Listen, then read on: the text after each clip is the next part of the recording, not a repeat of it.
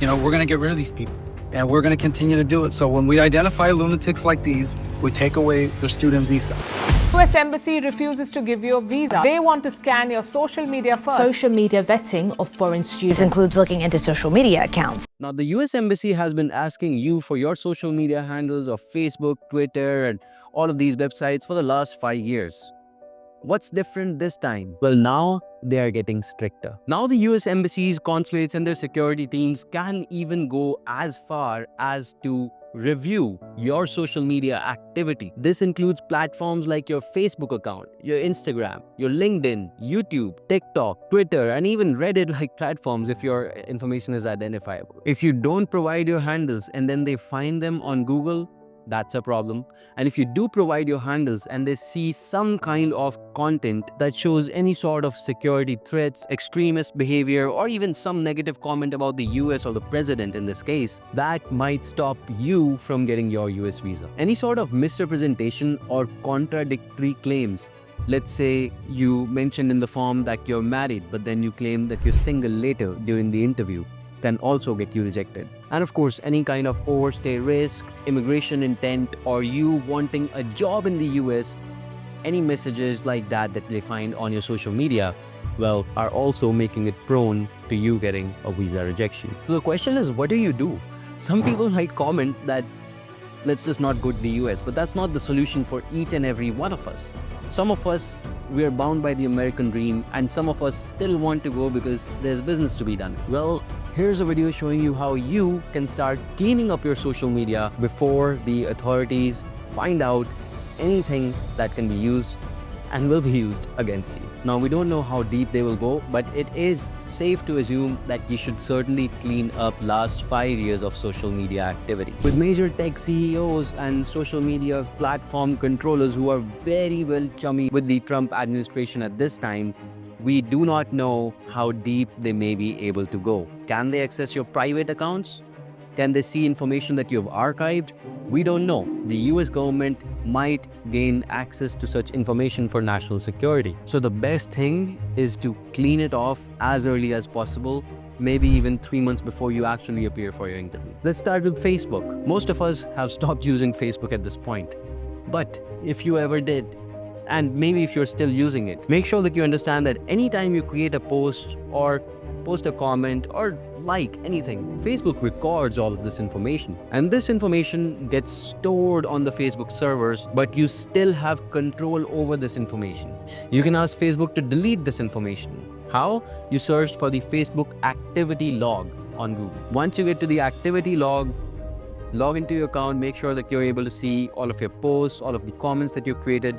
Go through them. Anything that you find which is extremist, politically charged, or might make the officers feel like you may immigrate to the US, you want to remove that content. Next step is Instagram. The best way to do it is to manually scroll through your Instagram, keep looking. If you find some of this politically charged content or content that may make the US officers feel like you may immigrate, well, archive it or delete it. Now, my Instagram has all kinds of content about the US visa, and you can follow me over there as well.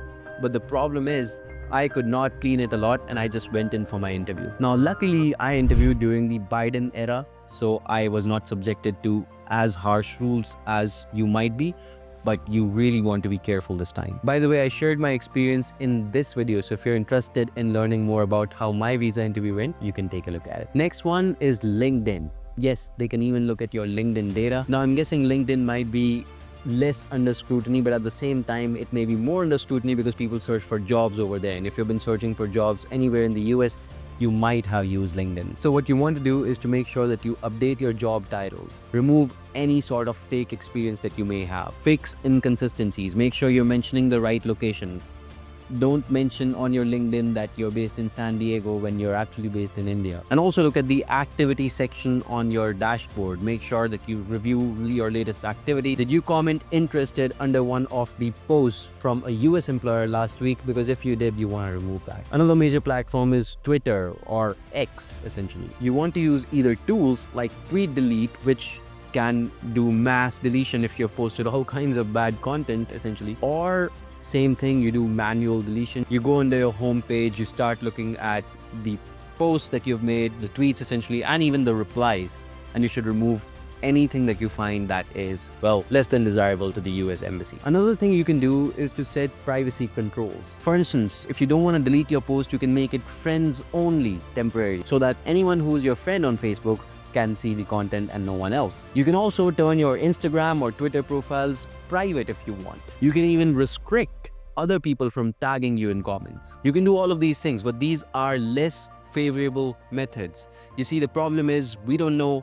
Even if your information is private, the US government might push on these social media platforms to give them private information as well, which they otherwise would not have gotten access to. Think about it. Why else would they impose a temporary visa pause even though they already had these social media handles?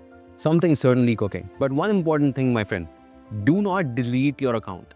Why do I say that? Well, especially if your account shows up on Google when your name is searched, and you just delete your account temporarily just for the purpose of the US visa. That raises more red flags. Looks very suspicious. So just clean it, lock it down, make it private if you want. Avoid deleting it unless and until there's no sign of it, it doesn't show up on Google. For example, if I were to delete my social media right now, if I were to delete my Instagram, it would still show up on Google and the officers could find it and they could click on it and they could see that I've deleted it just for the purpose of the interview. This might be a reason to reject you in the interview. Now, we don't know how deep they're going to go and how it's going to work, but all we know for now is that the slots have been hit on a pause, but we're still getting slots. So make sure that you monitor 24/7. If you're having trouble getting your visa appointment, you can find me on WhatsApp. My number is in the description. I may be able to help you out, especially if your program is starting very soon for the fall 25 term. And for more in-depth information like this, make sure you sign up on YMGrad.com where you can read other students' visa experiences and connect with them so you can understand what's going on a day-to-day basis when they interview. All of this is, by the way, absolutely free once you're on YMGrad. So make sure you sign up, and thank you so much for watching. I'll keep you guys updated on further news on this one, and I'll see you in the next one. Goodbye. Take care for now.